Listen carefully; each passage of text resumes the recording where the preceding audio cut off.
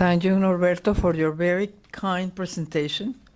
I'm thankful also to the Inter-American Institute for Democracy and its executive director, Carlos Sánchez Berzaín, for inviting me to share with you the results of research conducted at the Institute in the aftermath of the COVID-19 pandemic.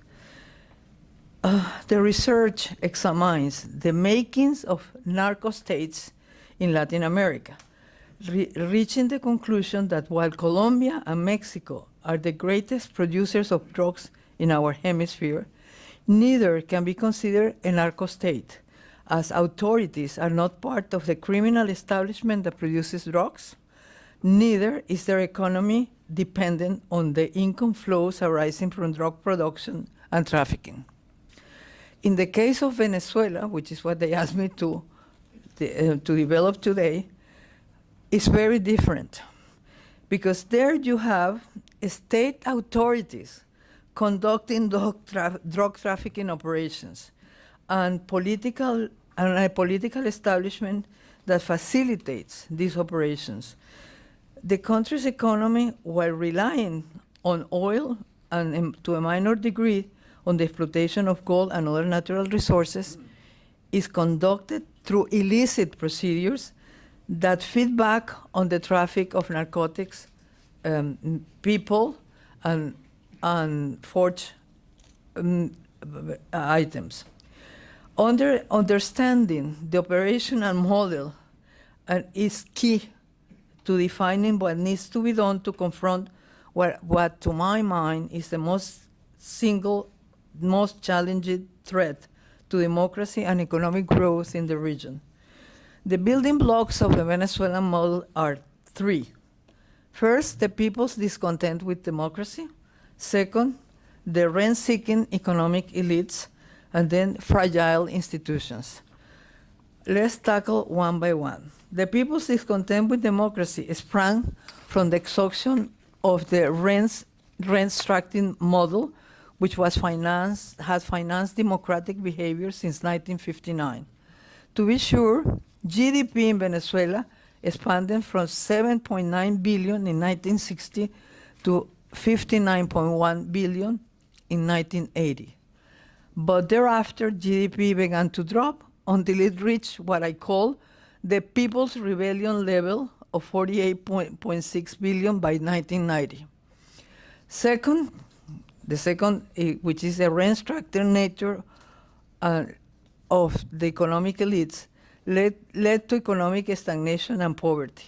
The proportion of Venezuelans living in poverty by 1960 was 6%, but by 1998 it was 16%. So it was growing, not shrinking. Rent-seeking behavior secures closed markets, impending competition, innovation, and entrepreneurship. People living in poverty then drew the conclusion that the established system was unable to provide the means for them to escape poverty. Many turned then to illicit trades to secure a better living for their families. Detailed drug trafficking became one of the ways out of poverty. Then the third factor, which is fragile institutions, facilitated the political corruption that oiled the wheels of democracy. Businessmen could exact monopolistic prices because they pay politicians to keep tariffs high enough to seal out any competition. The military charged between 5 and 10% over all their procurements. Political parties received generous contributions from businessmen interested in keeping the tariffs high. Public works were too frequently allocated to companies that knew little about the project at hand, but a lot about how to get politicians to obtain projects for them. And all this was played in plain eyesight to an enraged middle class and a desperate low-income families. By the time a correction course was attempted by the government of Carlos Andrés Pérez in 1989, it was too late. Venezuelans were sold to radical change. Hugo Chávez Frías incarnated that radical change. He had tried a coup d'etat, had taken responsibility for the event, and was seen by most of the population to be the person who could do away with the corrupt elites that controlled the country. But Mr. Chavez had other items in his agenda. He saw himself as the vindicator of the poor and the person who could look at the United States in the eye.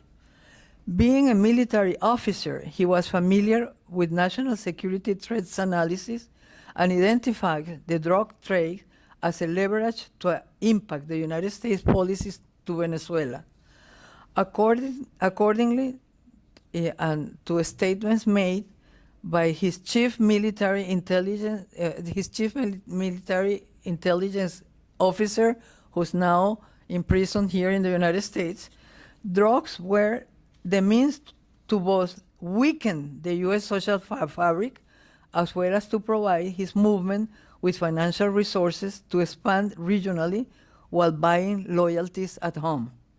And this was said by Hugo Chavez himself to this gentleman who is now in prison here in the United States.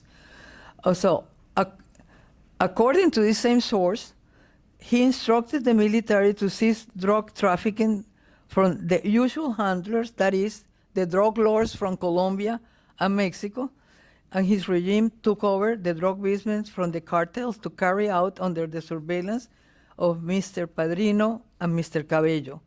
So part one of the Venezuela tragedy was built right there.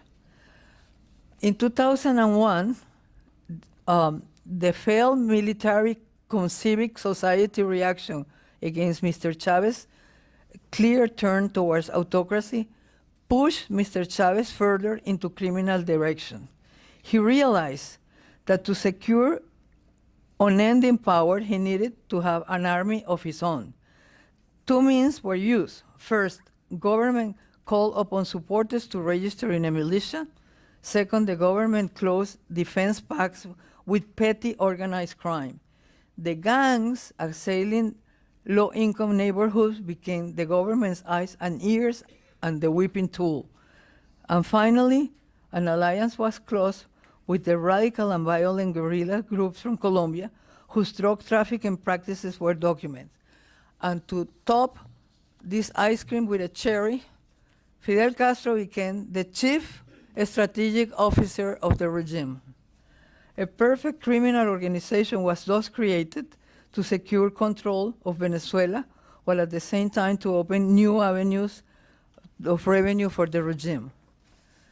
With time, the regime in Venezuela saw the opportunity to protect itself from unfriendly governments in the hemisphere by triggering an astounding migration of about 8 million people, or 20% of the population. Hidden among those migrants were some gang leaders directly sent by the government with the mission to exact revenge upon enemies of the regime in the hemisphere.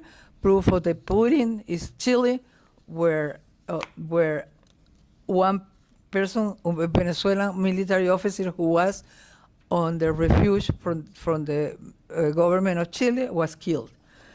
This is of course a very sketchy picture of the Venezuelan regime, but it leads us to believe that the whole hemisphere is facing one of the most dangerous threats in history. As in Venezuela, there is a regime run by criminal intents that has created its own resources to support both economically and militarily, and has metastasized over nations in the region such as Bolivia and Nicaragua, and is working hard to bring Colombia into its realm. It is our assessment that since the times of Port Royal, our hemisphere has not been threatened by transnational organized crime as it is now by the presence of a criminal regime in Venezuela with power to contaminate many other nations. Of course, this needs to address the root causes of the problem. If these three root causes of the problem are not addressed, which is fragile institutions, rent-seeking economic elites, and this terrible corruption, then what we will have in Venezuela, even if there is a change of regime, is business as usual for the criminal networks. Because just think about Mexico. Has drug trafficking disappeared with 52 of their capos in prison here in the United States? It has not. So we need to address the root causes. Thank you.